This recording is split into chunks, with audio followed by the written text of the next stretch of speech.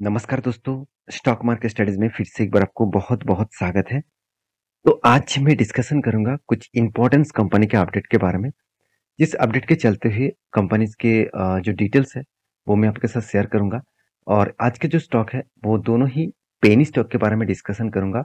एक नहीं, 2-2 penny stock के बारे में डिस्कशन करूँगा, क्योंकि बहुत दिनों से मुझे कुछ कमेंट्स आ रहा था कि सर इस दोनों कंपनी के ऊपर मतलब एक वीडियो बना के दीजिएगा कि अगर आपको मतलब हम लोगों को निवेश करना है, तो कहाँ पे करूँ? और बहुत सारे लोगों ने तो निवेश करके भी रखे हैं और एक कंपनीज़ में अच्छा खासा प्रॉफ़िट भी मिला है और एक एक कंपनीज़ में अच्छा खासा लॉसेस भी मिल रहा है। तो इस दोनों कंपनी से कौन-सा कंपनी बेस्ट है, वो मैं आपके साथ शेयर करूँगा। देखिए बेस्ट है कि नहीं है वो तो आपको खुद पता चलेगा। आप इसको वीडियो को लास्ट तक देखिए, बहुत ज़्यादा इन्फॉर्मेशन आपके साथ शेयर करूँगा।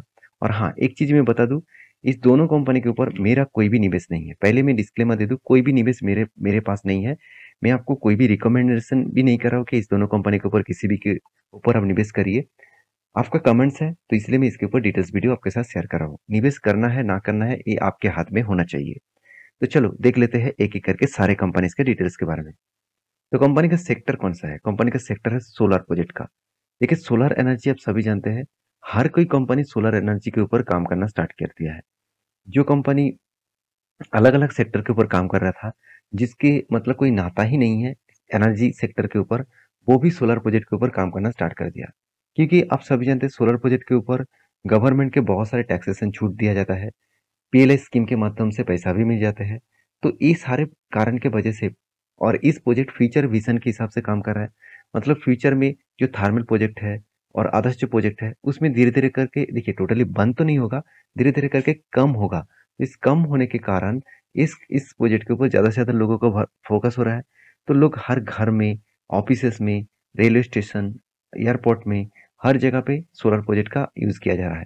तो मेरे कहने का मतलब है सोलर प्रोजेक्ट का अगर सब जगह पे यूज़ हो रहा है, तो हर कंपनी को फ्यूचर में फ़ायदा मिलेगा।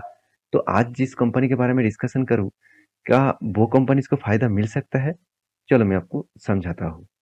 सबसे पहले जिस कंपनी के बारे में बात करूँ, उसका नाम आप देखेंगे उजास एनर्जी लिमिटेड। देखिए इस कंपनी ₹2 के आसपास चल रहा है। जब आप इस वीडियो देखेंगे शायद वो चेंज भी हो सकते हैं। तो प्राइस मैटर नहीं करना चाहिए आपकी इन्वेस्टमेंट में। आपको सिर्फ देखना है कंपनी में क्या स्टैंड है। सबसे पहले एक डिस्क्लेमर ज़रूर दूँ, इस कंपनी एक छोटा-सा कंपनी है, 41 करोड़ के आसपास है। मतलब एक माइक्रो कैप टाइप कंपनी है। तो आज दोनों कंपनी के बारे में बात करूँ, दोनों ही माइक्रो कैप टाइप कंपनी है।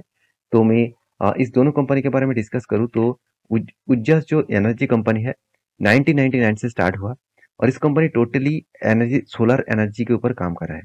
देखिए जेनरेशन कंपनी जनरेट करते हैं solar power and manufacturing and sales भी करते हैं एंड सर्विसेज भी देते हैं सोलर पावर प्लांट्स के ऊपर।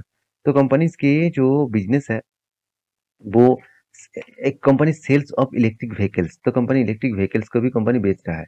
तो कंपनी का अगर एक बार मैं ओवरव्यू बात करूँ, तो कंपनी के बिजनेस के बारे में बात करूँ, आप देखेंगे तो कंपनी इंजीनियरिंग जो कंस्ट्रक्शन है उसके ऊपर भी काम कर रहा है, सोलर पार्क के ऊपर, साथ ही साथ रूफटॉप के ऊपर। तो इस तरीके से प्रोजेक्ट के ऊपर कंपनी काम कर रहा है और कंपनी का टोटल जो मेगावाट है कितना 14 मेगावाट। तो इतनी छोटे क्वांटिटी के मतलब इतने छोटे मेगावाट के साथ कंपनी काम स्टार्ट किया और कंपनी का जो बिजनेस है वो आप देखेंगे तो उजास होम मतलब होम रूफटॉप के ऊपर भी कंपनी सोलर प्रोजेक्ट लगा रहा है। साथ ही साथ उजास माई साइट, माई साइट मतलब कंपनी अलग अलग जगह पे कमर्शियल जगह पे कंपनी खुद का प्रोजेक्ट लगा रहा है। साथ ही साथ उजास पार्क मतलब एक प्राइवेट जगह पे कंपनी खुद का बिजनेस को फैला के रखा पावर जनरेट करने के लिए सोलर पार्क्स भी बनाए।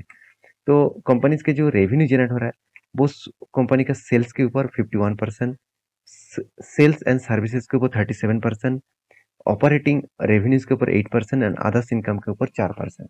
तो ओवरऑल बात करें कंपनी का रेवेन्यू अच्छा खासा देखने को मिला। सेगमेंट वाइज अब अगर देखेंगे देखा जाए तो सोलर पावर जेनरेशन मतलब जेनरेट एंड मेंटेनेंस इसके ऊपर 58% कंपनी सेगमेंट रेवेन्यूज आते हैं। बाकी इलेक्ट्रिक व्हीकल्स के ऊपर 41% और बाकी जो है बाकी कंपनी का 1%। तो इलेक्ट्रिक व्हीकल आप कहेंगे सर क्या इलेक्ट्रिक व्हीकल कंपनी बना रहा है? ऐसे बिल्कुल भी नहीं। कंपनी खुद के जो चार्जिंग स्टेशन है उसके ऊपर कंपनी काम कर रहा है। तो चार्जिंग स्टेशन में कंपनी खुद का पावर सप्लाई दे रहा है, वहां से कंपनी का रेवेन्यू जनरेट हो रहा है। तो कंपनी का अगर एक बार वेबसाइट विजिट करेंगे तो आप देखेंगे कंपनी कुछ इलेक्ट्रिक व्हीकल्स मतलब इस तरीके से इलेक्ट्रिक स्कूटर भी कंपनी रिसेंटली लॉन्च किया, जिसके ऊपर कंपनी का बिजनेस चला है। यहाँ पे कंपनी के देखिए सोलर प्रोजेक्ट के ऊपर भी काम कर रहा है। इंडिया नंबर 1 सोलर रूफ मतलब रूफटॉप कंपनी मतलब छत में जो रूफ मतलब सोलर प्रोजेक्ट लगाए जाते हैं, तो उनमें से कंपनी ये बता रहा है कि कंपनी नंबर 1 है। तो कौन कितना नंबर 1 है वो तो आपको फाइनेंशियल डिटेल्स में दिखेगा। तो कंपनी देखिए मेंटेनेंस के ऊपर भी काम करता है, और साथ ही साथ आप देखेंगे कंपनी का सोलर, यहाँ पे देखिए अलग अलग जगह पे कंपनी सोलर प्रोजेक्ट को, यहाँ पे देखिए सोलर पार्क भी है, यहाँ पे बहुत सारे जगह पे कंपनी सोलर यूनिट्स लगा के रखा है। इतनी बड़ी बड़ी जगह पे कंपनी सोलर यूनिट बना के रखा है। गुजरात में नंबर 1 है। जो कैनल बैंक्स प्रोजेक्ट है, कैनल के साइड में जो प्रोजेक्ट लगाया गया है, तो मेरे हिसाब से ये जो प्रोजेक्ट है, इस प्रोजेक्ट फ्यूचर में बहुत तो बड़ा बनेगा। तो क्या इस कंपनी बड़ा बनने वाला है? चलो वो मैं आपको दिखा देता हूँ। सबसे पहले कंपनी के डिटेल्स के बारे में बात करूँ तो कंपनी एकदम माइक्रो कैप टाइप कंपनी है। कंपनी का आरओसी आरओई नेगेटिव में है, एनुअली इनकम नेगेटिव में है, कर्जा डबल के आसपास है, 2% के आसपास है। कंपनी का प्रॉफिट एंड लॉस के बारे में बात करूँ तो कंटिन्यूसली कंपनी सेल्स तो की है, बहुत शानदार सेल हो रहा था 2023 से ले 13 से लेकर 2019 तक। उसके बाद देखिए कोविड के टाइम में जब इस सेक्टर का सबसे ज़्यादा तेजी से ग्रोथ हुआ, तब इस कंपनी का सेल्स डाउन हो गया। तो यहाँ पे मुझे एक बिग क्रॉस लगाना है, क्योंकि कंपनी का जो ग्रोथ है वो अपसाइड ना जाकर डाउन साइड में जा रहा है। जबकि इस सेक्टर में ग्रोथ हो रहा है, उस टाइम में भी कंपनी का सेल्स डाउन हो रहा है। इसका मतलब कंपनी का जो बिजनेस है वो धीरे धीरे करके कम हो रहा है। क्यों कम हो रहा है? क्योंकि बाकी अलग अलग बहुत सारे कंपनी कंपीटिटर मार्केट में आ चुके हैं, जिसके कारण इस कंपनी को प्रोजेक्ट नहीं मिल रहा है, और उस प्रोजेक्ट ना मिलने के कारण कंपनी का जो सेल्स है वो डाउन हुआ है। और कंपनी सेल्स डाउन होने के कारण, कंपनी एक्सपेंस ज़्यादा होने के कारण कंपनी के टैक्सेशन भी पेमेंट करना पड़ा। फिर भी देखिए लास्ट 2 सालों में तो कंपनी टैक्सेस भी नहीं दिया, तो फिर भी देखिए कंपनी को बिग बिग लॉसेस देखने को मिला। 30 करोड़, 110 करोड़, 17 करोड़ के आसपास।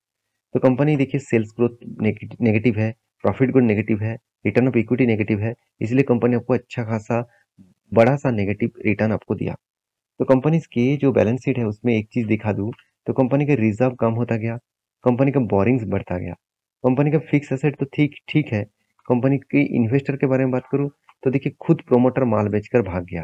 तो मेरे कहने का मतलब ये है, मैं पहले ही आपको एक डिस्क्लेमर दे चुका हूँ, जिस कंपनी के ऊपर पब्लिक ज्यादा है तो उस कंपनी के ऊपर ऑपरेटिंग ज्यादा हो रहा है। मतलब ऑपरेटर ऊपर लेके जाएंगे, नीचे लेके आएंगे, फिर से ऊपर फिर से नीचे, मतलब पंप्स एंड डंप करके पैसा कमाएगा। तो कैसे पंप्स एंड डंप किया? आप देखेंगे कंपनी जब स्टार्ट हुआ था, तब कब स्टार्ट हुआ? कंपनी स्टार्ट हुआ 2013 में। उसके बाद नीचे आया, ऊपर लेके गया, देखिए फिर से डंप किया, फिर से ऊपर, फिर से डंप, फिर से ऊपर लेके गया, मतलब एकदम टॉप लेवल में लेके गया। वहां से एकदम बिग क्रैश दिखाया। 52 रुपीज से कंपनी अभी 2 रुपीज में चल रहा है। तो सोचिए कितना बड़ा क्रैश देखने को मिला, और आज तक कंपनी रिवर्सल नहीं किया। तो मेरे कहने का मतलब है, ऑपरेटर इसको टोटली ऑपरेट कर रहा है। तो उस विशेष बेसिस में मैं जरूर कहूंगा, इस तरीके से कंपनी से दूरी रहना ठीक है, क्योंकि कंपनी का ग्रोथ जो है वो मुझे उतना खास नहीं लगा। सेकेंड जो कंपनी जिसके बारे में बात करूं, उसका नाम है वाह सोलर लिमिटेड। तो कंपनी कहाँ कहाँ से नाम ढूंढ ढूंढ के लेके आते हैं मुझे तो पता नहीं। वाह सोलर लिमिटेड कंपनी का नाम है, नाम में ही सोलर दिखा, और वाह किस लिए दिया मुझे तो पता नहीं, शायद कंपनी में कुछ वाह वाला काम होगा। चलो मैं आपको दिखा देता हूँ। तो कंपनी का जो बिजनेस है उसके बारे में डिस्कशन करूँ, तो कंपनी 2009 में स्टार्ट हुआ, तो उतना पुराना कंपनी भी नहीं है। जो पिछले कंपनी करीबन 20 साल पुराना था, ये कंपनी उतना पुराना नहीं है। कंपनी क्या कर रहा है? कंपनी का जो प्रोजेक्ट है सोलर पावर जेनरेट का, तो इसका मतलब सोलर प्रोजेक्ट के ऊपर ही कंपनी काम करते हैं।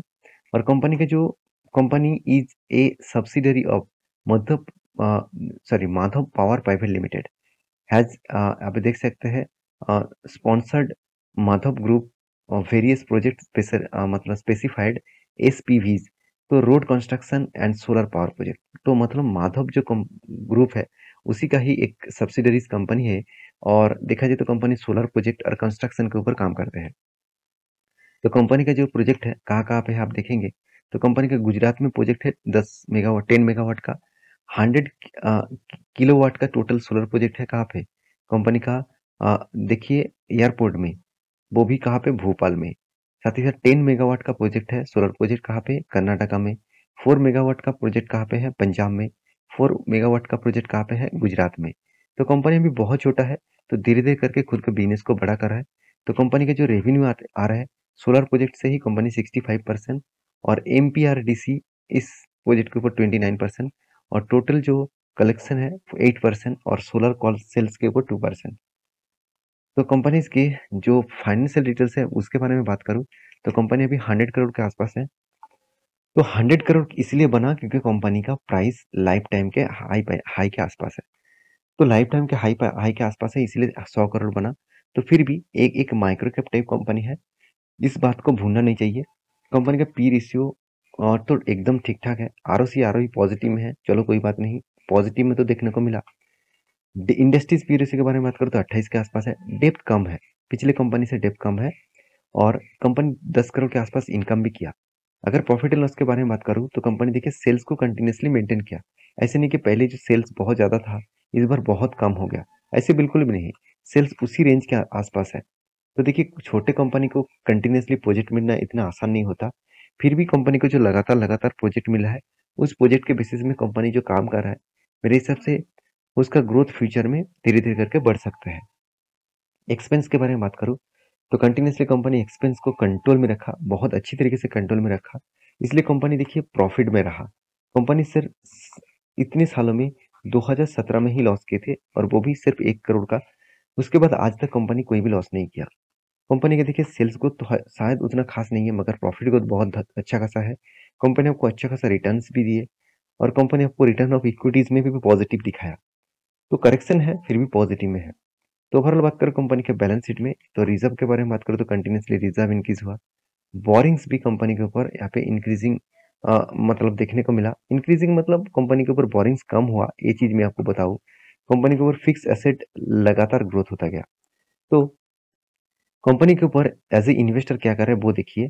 प्रोमोटर और पब्लिक इस दोनों के पास ही होल्डिंग है क्योंकि इस तरीके से छोटे कंपनी के ऊपर इंस्टीट्यूशन इन्वेस्ट नहीं करेंगे क्योंकि उसको इतना इस कंपनी के ऊपर भरोसा नहीं होता कि उस कंपनी फिर से आगे जाकर एक बड़ा बन सकता है। तो देखिए आपको सारे पैरामीटर्स के हिसाब से मैं एक ही चीज कहूंगा। हाँ चलो एक बार चार्ट पैटर्न भी दिखा देता हूँ। देखिए कंपनी जब स्टार्ट हुआ, स्टार्ट होने के बाद ही कंपनी के ऊपर बिग क्रैश देखने को मिला।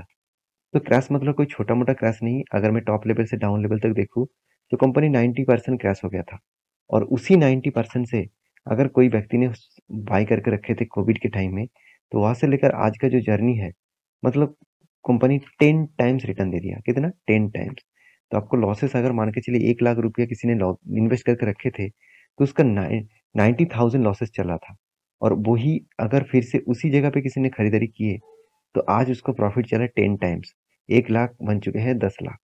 तो मेरे कहने का मतलब है, आप कहेंगे सर किसने बनाया, दिखा दीजिए। ऐसे कोई नहीं बना पाया। तो कोई भी इतना रिस्क लेकर इतने टाइम तक होल्ड नहीं कर पाएंगे। तो कंपनी के ऊपर मान के चलिए किसी ने यहाँ पे इन्वेस्ट किया तो वो यहाँ पे एग्जिट हो गया, नहीं तो यहाँ पे एग्जिट हो गया। तो इतना दूर तक होल्ड होने का किसी का मतलब दम नहीं होगा। तो फिर भी मैं एक चीज कहूँ, कंपनी आज भी लाइफ टाइम हाई के आसपास है मगर इस लाइफ टाइम हाई को कंपनी ब्रेक नहीं कर पा रहा है। तो इसका मतलब कंपनी में फिर से एक करेक्शन देखने को मिल सकता है क्योंकि ऑपरेटर ने यहाँ पे इसको सेल ऑफ किया। तो ऑपरेटर मतलब इसका जो मतलब इन प्रोमोटर था और इन्वेस्टर था उन्होंने माल बेचा। तो फिर से इसको ऊपर कॉस्ट किसने लेके गया? ऑपरेटर लेके गया। तो ऑपरेटर फिर से माल बेचेंगे तो फिर से वो नीचे आ सकता है। इस तरीके से कंपनी से मेरे हिसाब से दूरी रहना ठीक है। फिर भी अगर आप जिद कर रहे हैं कि हाँ चलो सर एक कंपनी तो बता दीजिए जिसके ऊपर निवेश करने के लिए मैं रिस्क लेने के लिए तैयार हूँ और उसके ऊपर मैं रिस्क ले सकता हूँ। तो मेरे हिसाब से वाव सोलर कंपनी ठीक ठाक है मेरे हिसाब से। बाकी उज्जस जो कंपनी है उसका मुझे परफॉर्मेंस एकदम बेकार लगा। देखिए बेकार कहने का मतलब है मुझे कोई अटेंशन नहीं है कंपनी को बेकार कहने का। तो मुझे खराब लगा उसका परफॉर्मेंस। तो बाकी आपका जो हाथ में जो राय है उस हिसाब से काम करिए। ये पहले भी रिकमेंड मैं आपको बोला था कि मैं इस दोनों कंपनी के ऊपर मेरे पास कोई भी शेयर नहीं है और मैं निवेश भी नहीं करना चाहता क्योंकि मुझे थोड़ा सा पोटेंशियल वाला कंपनी चाहिए। तो यहाँ पे मुझे उतना पोटेंशियल नहीं दिखा। बाकी आप समझदार है उस हिसाब से जरूर काम करिए। तो मिलते हैं इसी तरीके से नया स्टॉक लेकर, तब तक के लिए अच्छे से रहिए, अपने ख्याल रखिए। जय हिंद।